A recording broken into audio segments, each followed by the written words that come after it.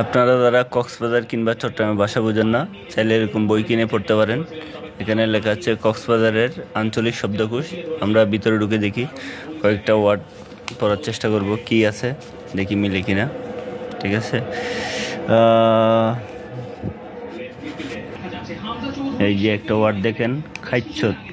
আমরাও একটা লিখছিল খাইচ্ছত। খাইচ্ছত মানে মানুষের স্বভাব অভ্যাসকে বোঝায়। এরকম চাইলে আপনারা এই যে এখানে লিখছে খাইল্লা আবদুল্লাহ, অর্থাৎ কপর্দক শূন্য ব্যক্তিকে বলা হয়।